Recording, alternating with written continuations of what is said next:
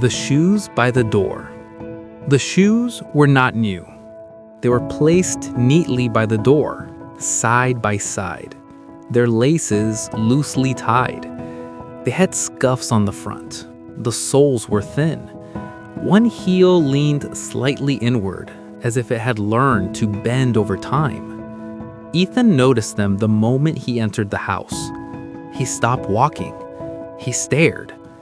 They were not his. His shoes were different. Clean, bright, still smelled like the store. But these shoes carried something else. Something quiet. Something heavy. "Don't touch those," his mother said gently from the kitchen. Ethan pulled his hand back. "Whose are they?" he asked. His mother paused before answering.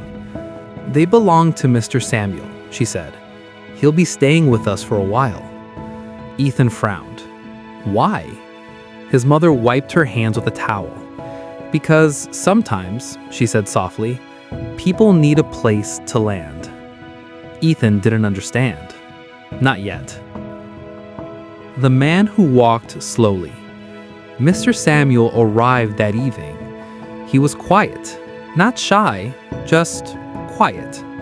He walked slowly, like someone who measured every step. When he smiled, it came late, as if it had to travel a long way before reaching his face. "Hello," he said to Ethan, extending his hand. His grip was gentle, warm, a little shaky. "I'm Samuel." Ethan nodded. Ethan. That was it. No long conversation, no jokes. At dinner, Mr. Samuel ate carefully. He thanked Ethan's mother after every dish. When he finished, he placed his hands on the table, as if reminding himself that he was there. Later that night, Ethan watched as Mr. Samuel removed his shoes by the door. The same shoes.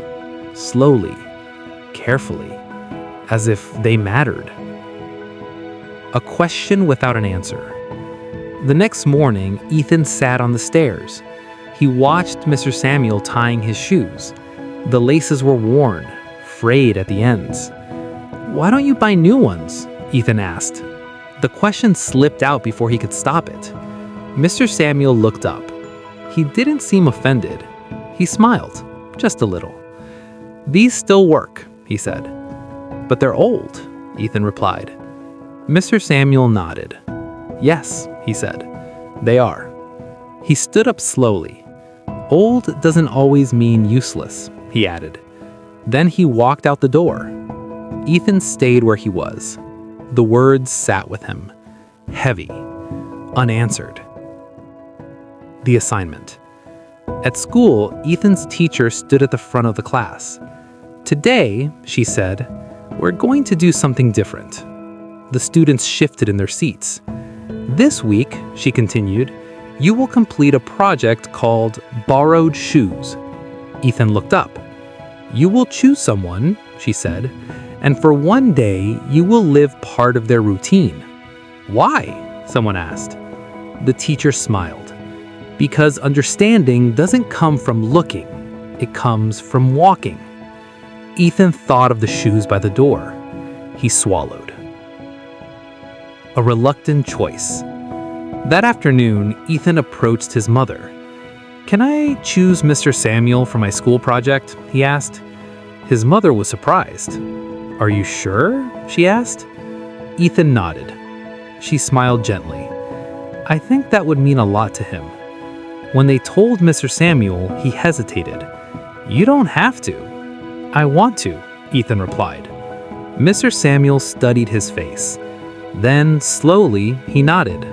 "All right," he said, "but we go at my pace." Borrowed shoes. The next morning, Ethan stood by the door. Mr. Samuel placed his shoes on the floor. "Try them," he said. Ethan hesitated. "They're tight," he said after slipping them on. "Yes," Mr. Samuel replied. "They always are at first." They walked, slowly. Every step felt different. The ground felt harder. The distance felt longer. After a few blocks, Ethan's feet hurt. "Do they always hurt?" he asked. Mr. Samuel didn't answer right away.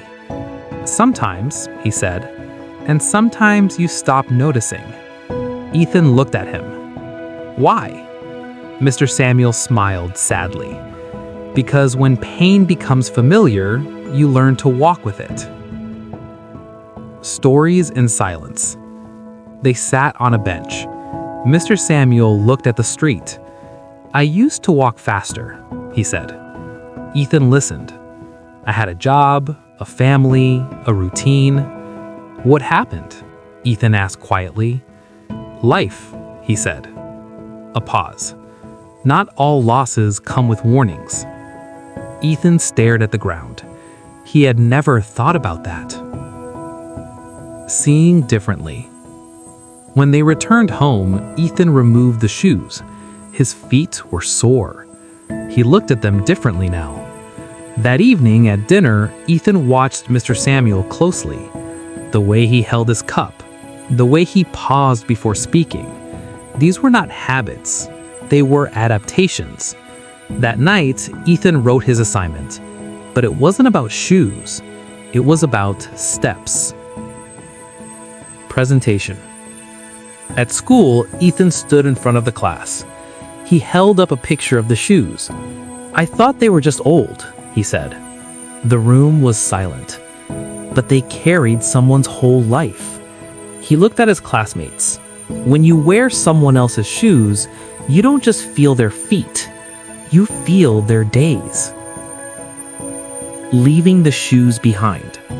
That evening, Ethan found a box by the door. Inside were new shoes. He looked at Mr. Samuel. "For you," Ethan said. Mr. Samuel's eyes filled with tears. "But I'll keep the old ones," he said softly. "Why?" Ethan asked. Mr. Samuel smiled. "Because they taught someone how to see." The shoes stayed by the door, not as objects, but as reminders that empathy doesn't change the world all at once. It changes how we walk through it. End.